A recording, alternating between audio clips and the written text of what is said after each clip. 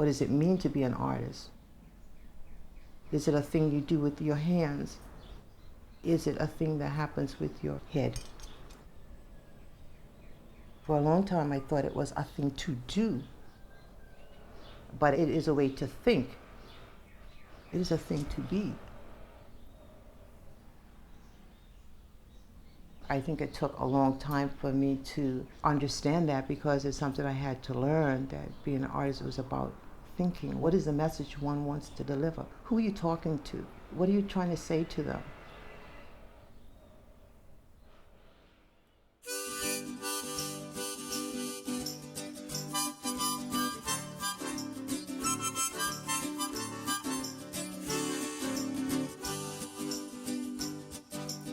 On the island there's a traffic rule. No matter what you drive, you gotta keep it cool. But the diddly bops like to break away, making speed records on the highway. The diddly bops and the gooseneck handle button, zigzagging through the motor car.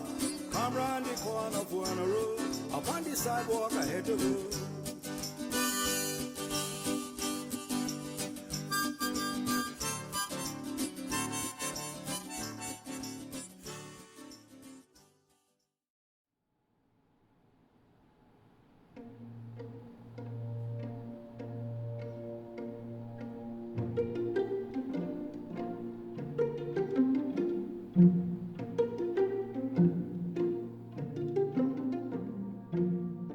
There is discussion about the art and Bermudian art, and why do artists create what they create, specifically in the Bermudian context. My name is Edwin Smith, and I am an artist, an art educator and practicing artist, and I am actually looking at some of this. We've been here on this rock for just over 400 years with continuous settlement. And for much of this time, fine art wasn't created. And we know in the Bermuda context that for much of our history, when art was made, it was made by visitors to our island home. And with the project that I'm working on now, I'm interested in, as Bermudians started to create art, what did we create, or what did we focus on, or what was of interest to us?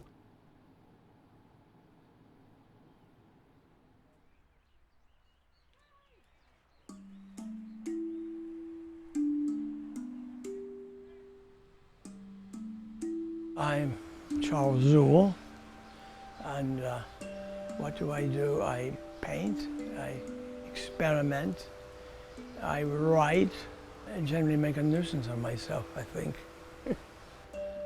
I went to school in New England, and I used to go to the Museum of Fine Arts in Boston, and I was really caught up in the French Impressionist paintings because there was color that I could relate to, because it reminded me of Bermuda. And I guess this is what I was interested in, how nature works. Not copying it, but I suppose abstracting it.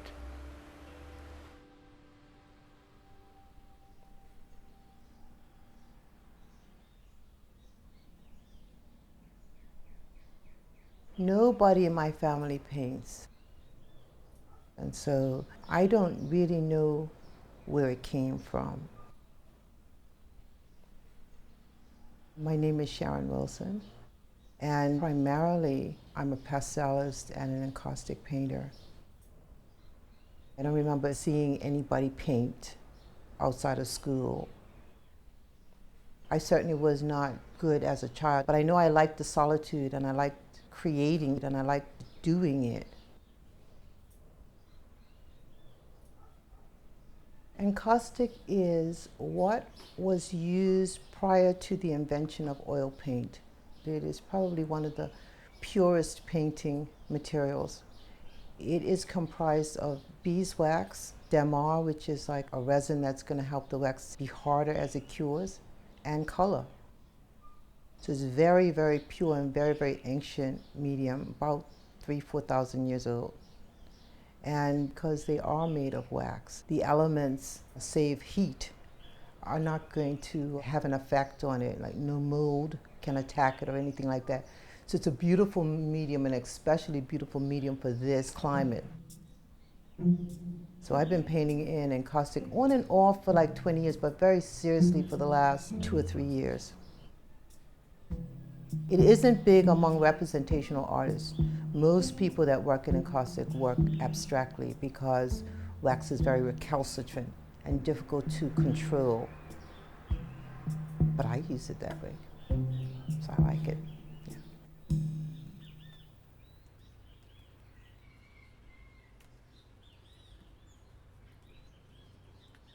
I'm James Cooper. I'm an artist, and primarily I make sculptures that are what I would call temporary sculptures. They don't last very long, so the majority of my art basically ends up as photographs. I didn't really start making art till well into my 30s. I think I was a little bit intimidated by art because I couldn't even pretend to be a painter, and that's what I thought art was. I was aware of art, like I knew who Picasso was and Van Gogh. They were these kind of European men that made funny paintings that I couldn't do. But I was in London and I saw an exhibition by a Japanese artist called Shimabuku, and he was doing kind of art that I thought was fantastic, and it's really very experimental and very simple and really resonated with me. And I think really from that day I was like, well, I actually would love to be doing that myself, and that was really the catalyst for it. I love photography. To me, it's the medium of our age. Like it opens up creativity to a lot more people, and I think that's got to be a great thing. If I could paint and draw, I probably would paint and draw as well, but I can't.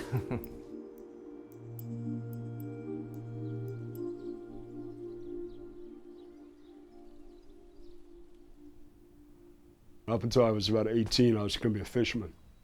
I approached my folks. I said, you know what? I'm going to give this art thing a shot. My name's Graham Foster. I'm a Bermudian painter and sculptor. I'm kind of insular in that basically until I was 19, I was just doing my own thing out of my head. And then I went to Bermuda College and did a modern art course with Charles Zoul. And that just blew me away. So I went out and basically built up a library of books. Never read any of them. I just looked through the pictures and kind of tried to absorb the pictures. So I started off being influenced by them and then trying to develop my own style that's not imitating them too much. That's the kind of direction that I headed off in.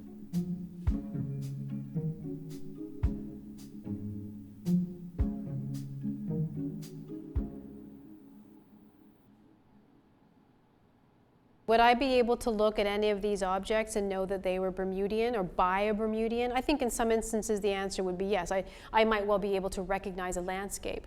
But when you get into more contemporary work that may be more symbolic or conceptual, that becomes much more challenging. Unless there's some kind of reference to something island, I'm not going to necessarily read that. My name is Lisa Howie, and I'm the Executive Director of Bermuda's National Gallery. Our earliest forms of art on paper was documenting topography and actually sort of documenting the stories of development. Landscapes, forts, ships, trade are all documented. Portraiture, of course, was an early framework. So itinerant artists came from Britain to capture the wealthy in situ and came in to document colonial rule in Bermuda. And there, of course, is also the wealthy who are then sitting outdoors and rendering their landscapes.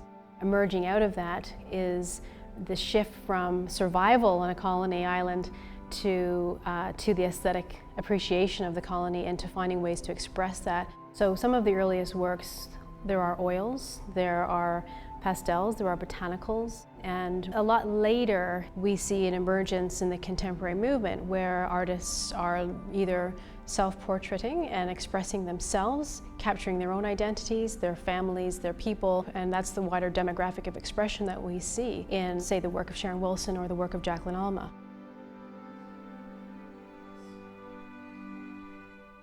I'm Jacqueline Elmer. I am a painter, and I have been living here in Bermuda for 6 years now. I was born in South Africa and I was extremely influenced by things I saw around me. My inspiration mainly comes from nature. That's my starting point. And from that, it feeds off into people and emotions with people. So I'm very happy that I can get models into my studio and learn their stories and how they've grown up here.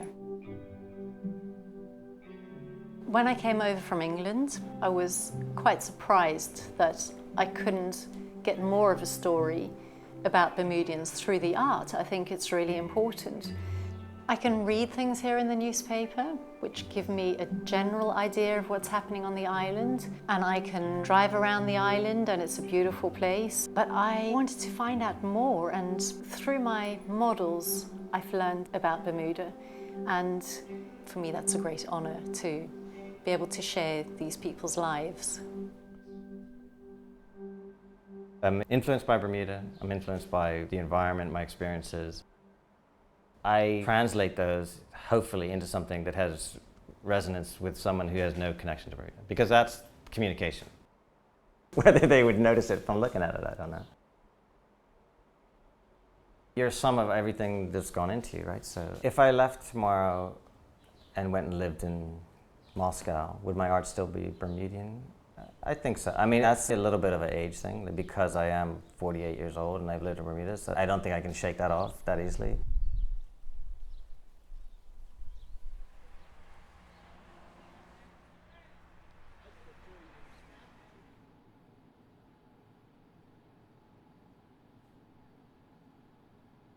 There is discussion about what is Bermuda art and Bermudian art.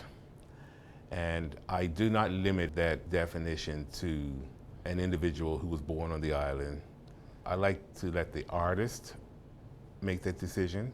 So if an artist says that they have a vested interest in this community and life here, that's sufficient for me.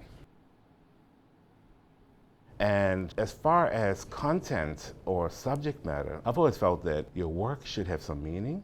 What are the environmental influences that help to shape you? I think those come out in your work. And it will reveal something about you, what you had access to, what's going on in your mind. And I want to embrace that. So I'm looking at that openly. And I like to take what's affecting me or what interests me and let that drive what I'm doing. When I came back here in the early 1970s and looked around at what was being done, I said, good night. If I'm going to live here, it has to change. I didn't want to spend my life making pictures of scenes that a camera would take. I think it matters that we be true to ourselves and that we do that which we consider vitally interesting. And if there's tourist art, then so be it. But I was not interested in that. I know people who are desperately trying to make a living, and it's not easy. A lot of artists are trying to second guess what will sell, and I think that's fairly fatal. So I would have to ask some of these artists, if money wasn't a factor, what would you do? And think about that, you know. In some cases, it would probably be not much different, but it would perhaps be more sincere. But in other cases, it would be perhaps quite different. That is, they make art for money, which but for money they wouldn't do. I think there are probably people who have the potential to be really good artists who probably are not because of economics.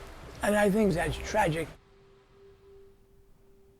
Generally, I follow two different paths for the painting. One style of painting caters more for the tourists, and the other style of painting is more of what's going on inside my head. So I just have a mental image that appears in my head, and then it just kind of spills out onto the canvas. The things I do for myself tend to be a bit more far out, more surreal, more expressionistic, slightly more palatable subject matter for a lot of people.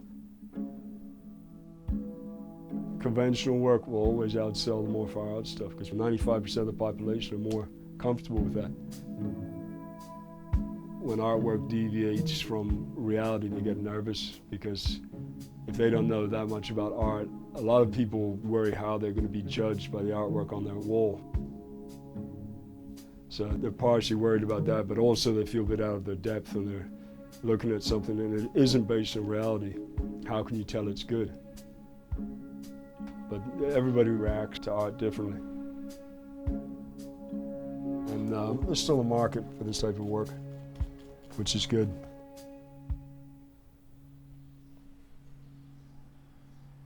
When I started off painting about people, I had a hard time marketing the work in the galleries because nobody then wanted to sell a picture of black people. It wasn't what the tourists want to buy. It's what they keep saying, what the tourists want to buy. And so nobody thought about Bermudians as being a market. Black imagery was a new market. And so I labored under some very false paradigm, these belief systems that when my work was good enough, it would sell. And that if my work is not selling, then it's because it's not good enough yet. I didn't realize that Lamborghinis and Mercedes may be good cars, but they don't sell themselves. People sell them. But I couldn't see that. I didn't understand that. College didn't address the business part about being an artist. And I kept hoping that if the art was good, that why do you have to sell something that's good? People will be able to see that it is. So a lot of years going around and around that loop without getting out of it. And then I went off and did some personal growth work, which had nothing to do with art. And so when I came back, that's when I was more willing to step up to the plate and talk to people. And so it's been an interesting journey. When someone is sitting for me, it's not the traditional way of painting portraits where someone wants to have a painting of themselves sitting in their finery. I'm not really interested in that. I have to have an emotional connection. Generally, I get an idea and these symbolic images come up, and once I start fixating on an idea, usually somehow they come into my life and I hear their story, and if there's a connection with my idea that I have, then I will ask that model to come and sit for me. My first model here in Bermuda was Janelle Sloan, and there was a connection with her being slightly older, and then she was holding the sapling, the cedar, nurturing this endangered endemic species, and that being connected to the children here in Bermuda and how important it is that they need to be looked after and cared for from a young age.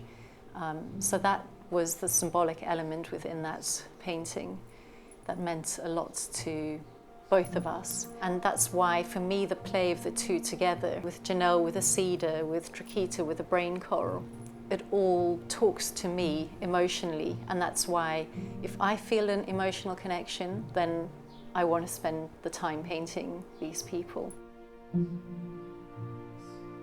And the reason why I paint my models the size that they are, which are life size, is purely for the reason that I wanted people to come into the room and see 4 Bermudians on the wall, not 4 tiny paintings.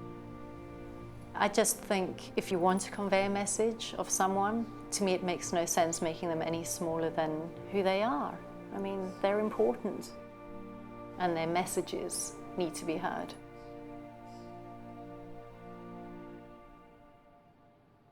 I've heard an artist say that if he was to express his politic, he wouldn't sell his commercial work. I'll pull out Manuel Palacio, who I think is very much a controversial artist, and he knows that to create it, he has to stand by it. And I think that there's a real importance in both elements, you know, to generate and also to substantiate.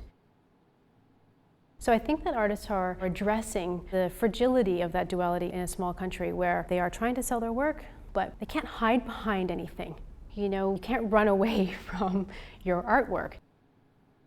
So I think if the gallery isn't taking risks, then we're really not standing up to what we're asking our artists to do. We're always looking at the critical questions of what's happening in our society, what role can a national museum play in the development of our society, what's going on out there elsewhere that could be inspirational for us, that would be ideas that would serve us well here. And are our engagements with people actually encouraging us to feel more about ourselves, to love ourselves more, to love our country more, love our neighbor more? And by love, I mean an empathetic feeling. And I'd love to be able to feel that the Bermuda National Gallery plays a role in our social progress towards social harmony, towards equanimity, towards making our place a better place. And then I really do believe that that has a lot to do with encouraging people to feel more for themselves and for each other.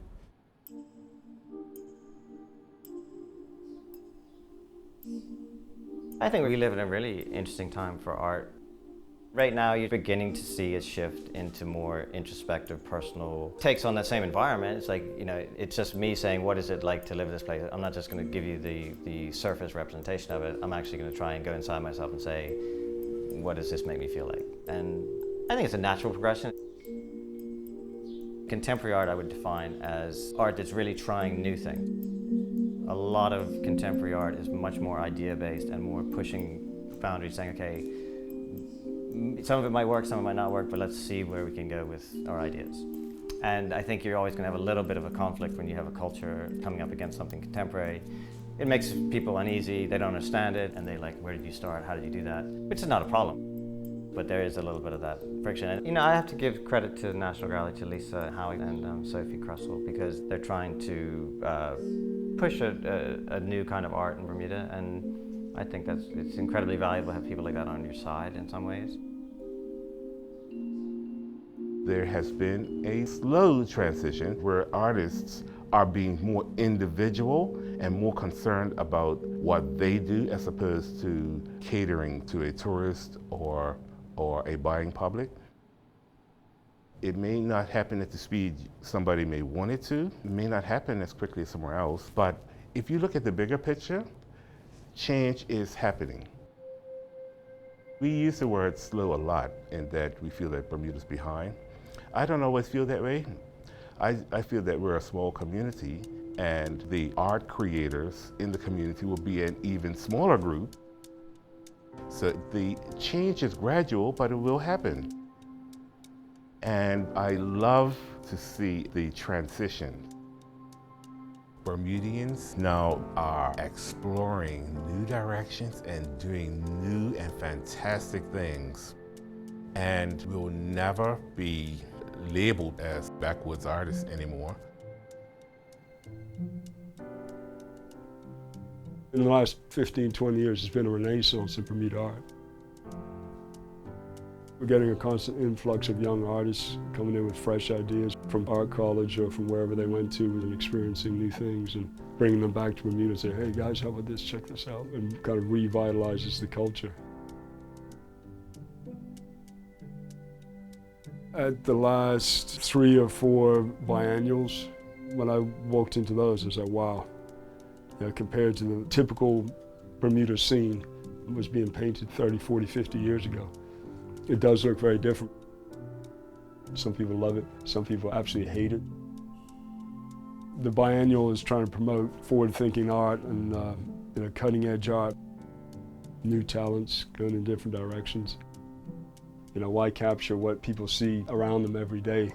You know, you may as well take them on a bit of a visual journey, kind of evoke a memory, evoke any of the senses, really.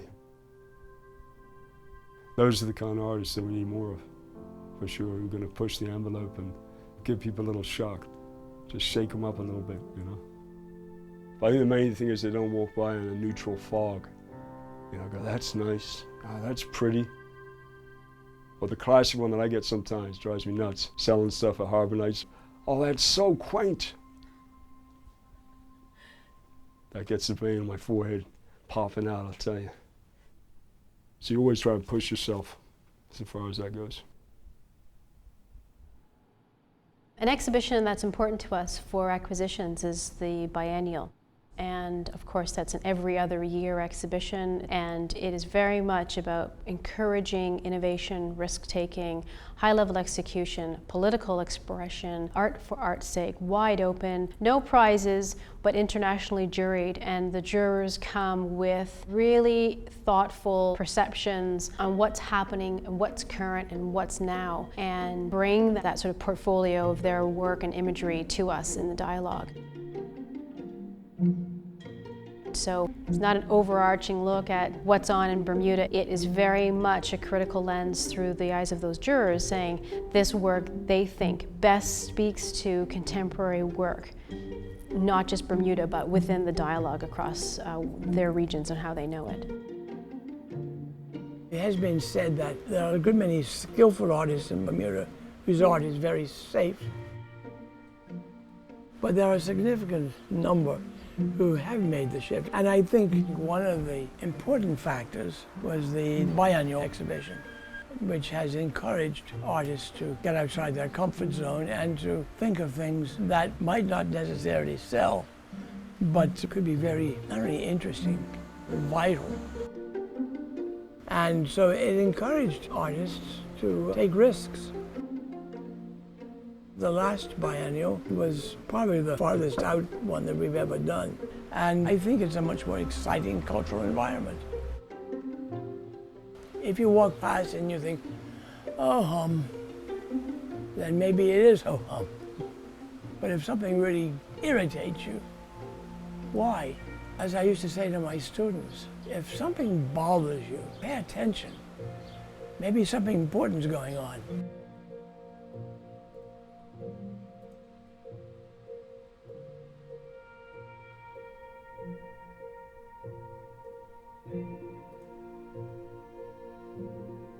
I've had a website for about 15 years. So I jumped on that bandwagon fairly early on.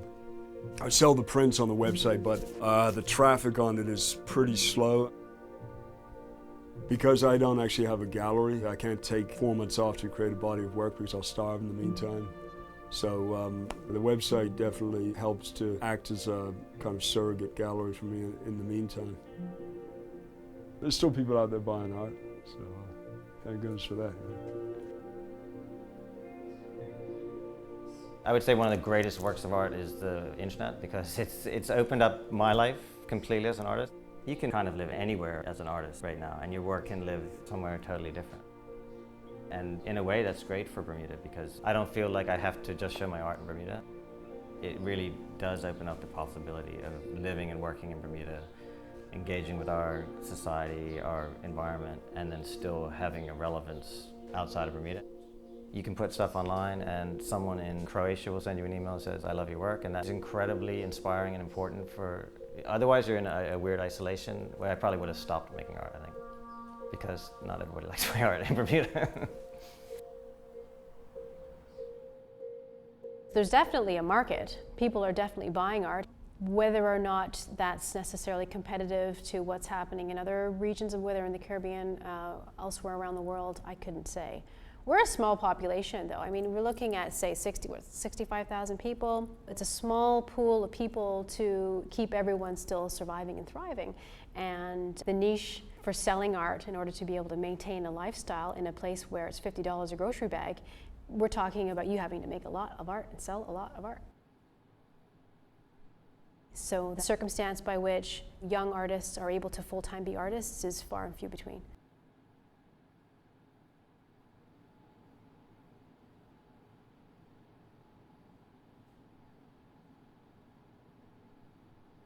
Everyone has to find what puts money on the table for them. So in my case, I'm fortunate that I teach and I do other things as well. So I'm not influenced by meeting somebody else's expectations. If that is your motivation, then you are considering your audience and you're trying to anticipate what they would want to purchase. And so it becomes less you. I tell my students, your work should be a reflection of what has come to make you, you. Fine art is created to please yourself first. So you should have a reason for why you do what you do. So some of my work sells, and I'm happy when it does, but I'm more motivated by saying what I want to say, being happy with the results, and then exhibiting it. And in the case of a juried exhibition, if somebody else says it passes their jurying and they're happy with it, then I'm thrilled.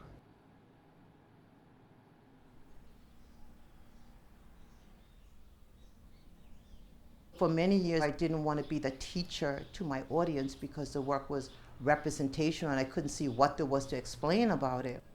When I decided I wanted to paint about the boys, I start with the emotion and I ask the question, what can I do as an artist that might speak to not so much what is happening, but where we want to go, how to turn things around without being judgmental, without being preachy. How can I do it? The Go collection was something that I started not because they in particular were marginal children who could be in trouble, but because I was close to them and I knew what my silent prayer was for them. And when I painted the picture, I could hear their voice. In terms of the meaning of the series, this child is every child. He is symbolic. He could be your son. He isn't, he could be. These are our children. They are the gold. If you turn around one day and you lose them and you look for your son and you lost him, you will have lost everything that means anything. So it's not a fly-by-night fashion statement that I'm making. It's not trend. I believe that I have a message that's valuable. And so what I'm trying to do in the imagery is to be conscious. And so that's been a big growth, I think, for me.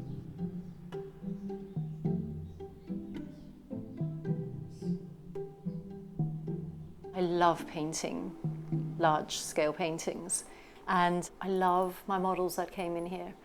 I love their stories, and I will always think of them as my Bermudian paintings, very much so. I mean, it's seeped in that. Every brushstroke is that. When I arrived here, it was like these little parts of me were just like popping open. I think in London I was craving nature so much, and the fact that I can get out into nature makes a massive difference for my creativity. So my focus is to continue painting Bermudians. They've made me see so much of the island. They've made me see more of myself. And to me, they're important, and their messages need to be heard. You know, their lives need to be heard.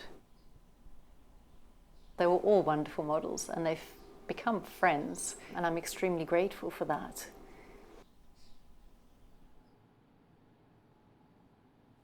I think that's certainly been one of our goals here at the National Gallery, is to bring in artwork that really does speak to the wider demographic, that holds some portion of the story of our diverse cultures.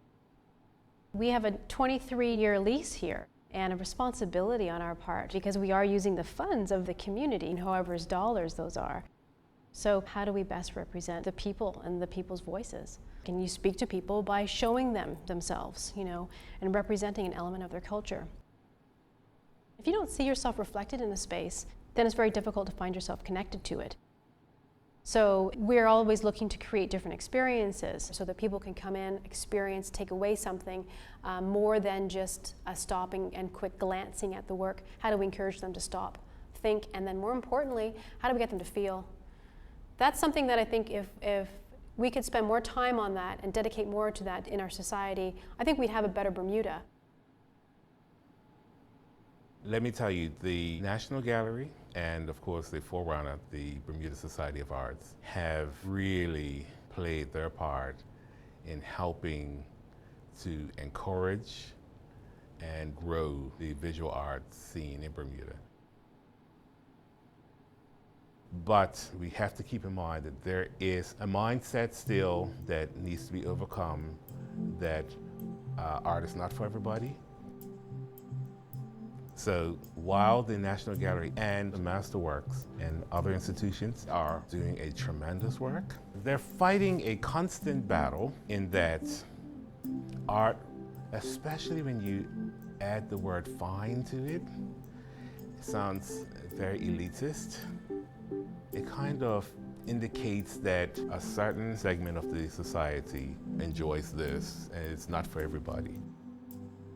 So they're fighting that. It's an uphill battle, and they're playing their part in helping artists and in the growth of the visual arts on the island.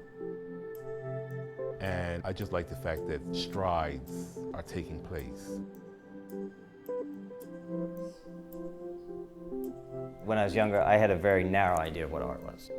As I've come to learn, and I think the world's come to learn, is that it's a much broader scope of what it does. And to me, anyone can be an artist. You don't have to have a degree from a school or a fancy understanding of anything. That's not like that. There's room for all kinds of art, I think.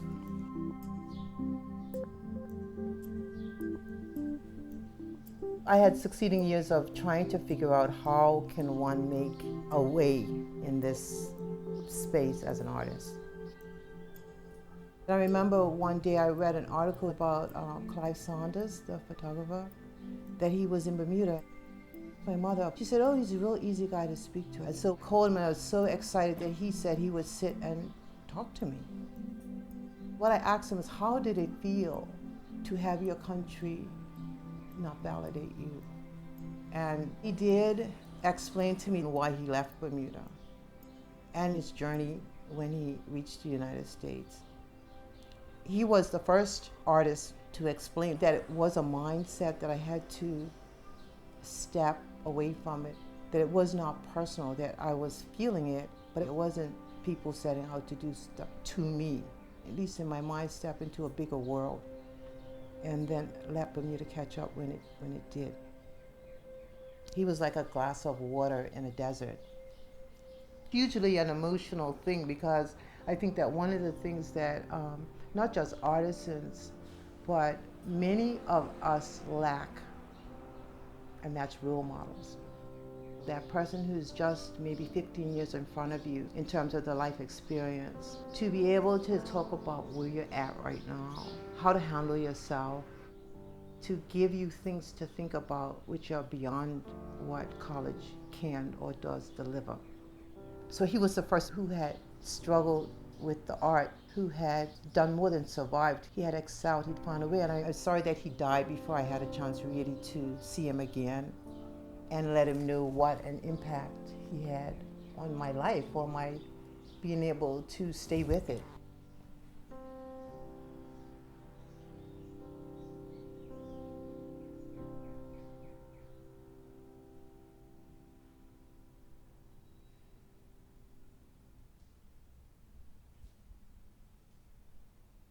If I was a bachelor, I'd be up in my garret painting away, and the financial issues wouldn't be a problem. But as an artist, once you decide to have a family, you have other responsibilities. It's a very tenuous career choice. I mean, it's feast or famine. Some months are great. Other months you might not make anything because you're busy working on the piece. And everyone who lives in Bermuda knows the bills come in thick and fast. So you can't be wandering around looking for inspiration. You gotta sit down, do an 8-hour day just like anybody else. And the thing is, with being self-employed as well, you never feel like you deserve a break. I have trouble relaxing. I can't sit still too long because I feel like I should be doing something. Come 5 o'clock, I got, it's family time, whatever, and then as soon as the kids are in bed, it's like boom, straight back to doing the artwork. Time is money, so every hour counts. I consider myself very lucky because I had an income through teaching. And of course, teaching also allowed me to have the summers free to work. And to me, there was an awful lot of fun teaching. So I taught for so many years, and I enjoyed it.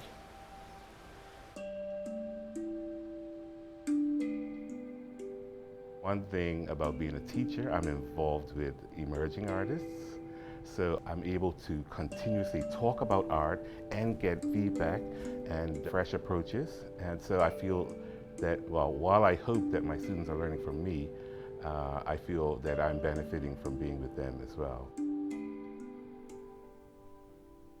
I like going to do occasional volunteer thing with the kids because you got to fire up the next generation, get them motivated. And between the ages of, say, 5 and 10, they're so artistically inclined, and then for some reason, I don't know if they get self-conscious or they're worried they're being judged, but for some reason they lose that spontaneity. It's like Picasso. I think he got that famous quote. He said, at the age of 13, I could draw like an old master, but it took me my whole life to be able to draw like a child.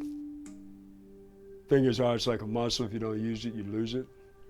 So they've got to be encouraged and pushed, and I'll do whatever I can to support that. What would be terrific is that continued funding would be pushed into our community so that artists do get more chances to go overseas. I think that if we had more scholarship dollars available for the development of arts and culture, then I think we'd see a lot more students embracing that and recognizing that there's an opportunity for them, not just for learning, but for an employment.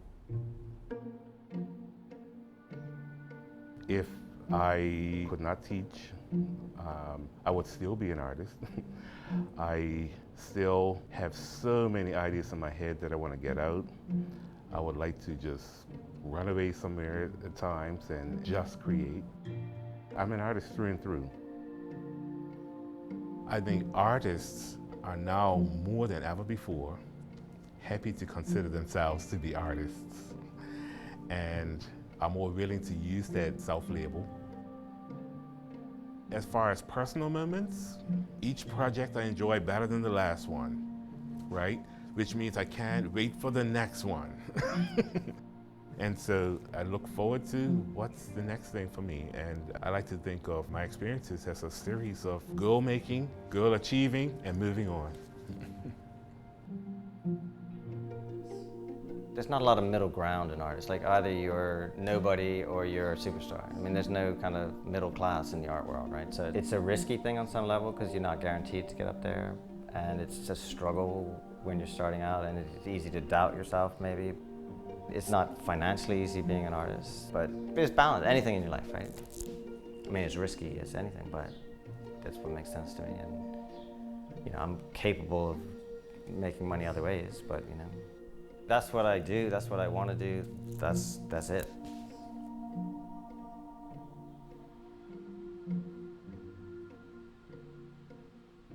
If you'd asked me as a small kid, what do you want to do? I'd say I want to be an artist. It was in my bones somehow. I think it just somehow it's in me and it just comes out. You know, it's something, it has to find expression, and this is how it happens.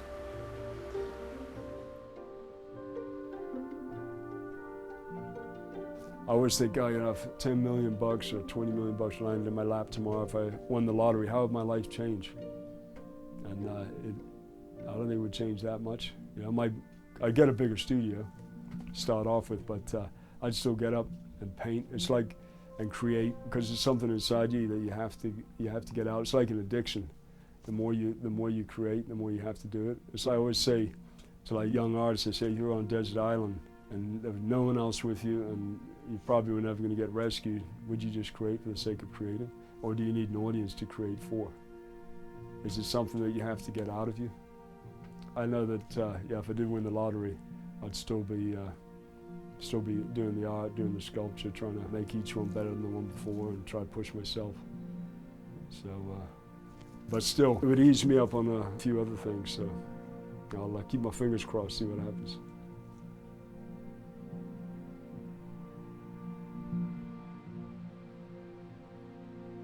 I've heard art described as life twice lived. And I kind of like that idea. It's somehow, I think, useful to reflect on not only one's life, but the lives going on around us. I think it enriches us.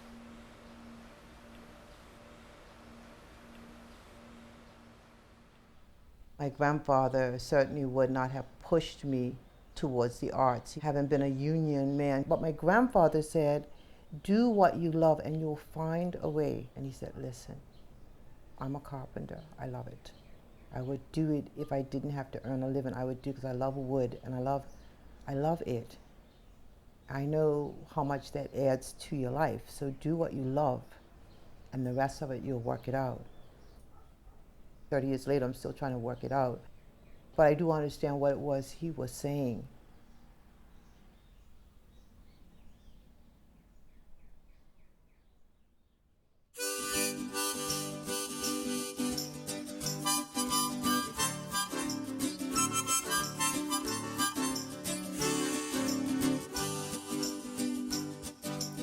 On the island there's a traffic route. No matter what you drive, you gotta keep it cool. But the diddly bops like to break away, making speed records on the highway. Diddly bops in the gooseneck handlebar, zigzagging through the motor car. Come round the corner for a road, up on the sidewalk ahead to go.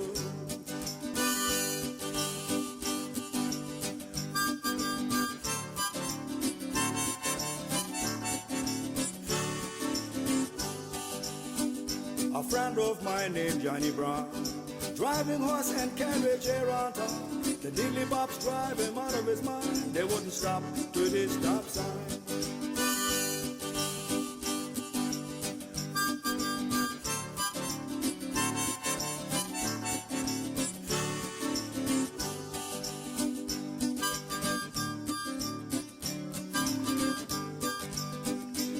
The inventor of these handlebars, he must come from the planet Mars. The seats so low, the handle so high, like a man reaching to the sky. The daily bops and the gooseneck handlebar, beep beep, zigzag through the motor car. Come round the corner for a road, up on the sidewalk ahead to go.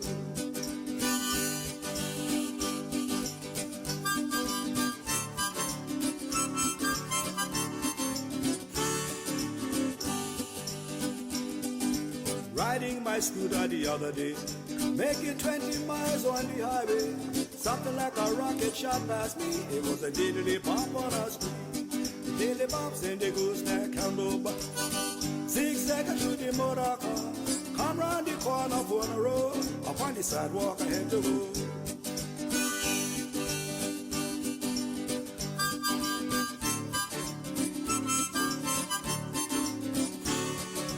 Match in the gas tank,